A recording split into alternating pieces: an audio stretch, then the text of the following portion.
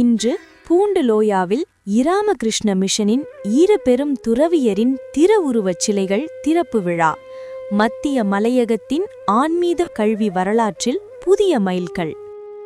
மத்திய மலையகத்தின் ஆன்மீக கல்வி மற்றும் பண்பாட்டு வளர்ச்சிக்கு புதிய ஒளியை சேர்க்கும் வகையில் இராமகிருஷ்ண மிஷனின் பெரும் மகத்தான துறவியரான வீரத்துறவி சுவாமி விவேகானந்தர் மற்றும் முத்தமிழ் வித்தகர் சுவாமி விபுலானந்த அடிகளார் ஆகியோரின் திருவுருவச் சிலைகள் பூண்டுலோயாவில் இன்று சனிக்கிழமை நிறுவப்படவுள்ளன.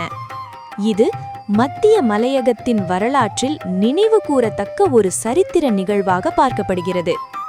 உலகளாவிய ராமகிருஷ்ண மிஷனை நிறுவி இந்து ஆன்மீக சிந்தனையை உலக அரங்கில் உயர்த்திய வீரத்துறவி சுவாமி விவேகானந்தர் இளைஞர்களுக்கான விழிப்புணர்வின் சின்னமாக திகழ்கிறார்.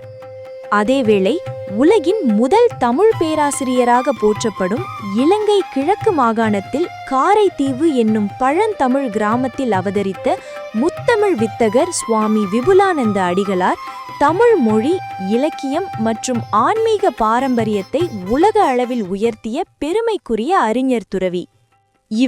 பெரும் துறவிகளின் திருவுருவச் சிலைகள் ஒரே வளாகத்தில் நிறுவப்படுவது ஆன்மீகமும் அறிவும் இணையும் அடையாளமாக கருதப்படுகிறது.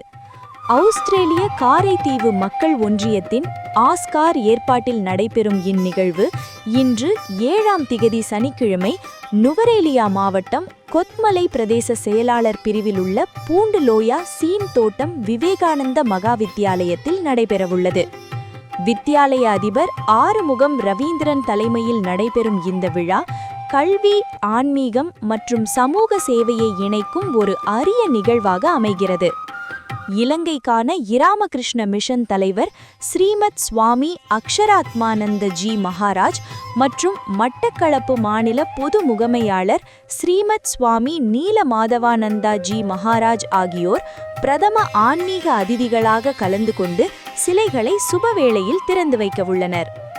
நட்சத்திர அதிதியாக ஆஸ்கார் சார்பில் தாயக இணைப்பாளரும் ஓய்வு நிலை உதவிக்கல்வி பணிப்பாளருமான வித்தகர் விபுலமாமணி வி.டி. சகாதேவராஜா கலந்து கொண்டு விழாவை சிறப்பிக்கவுள்ளார்.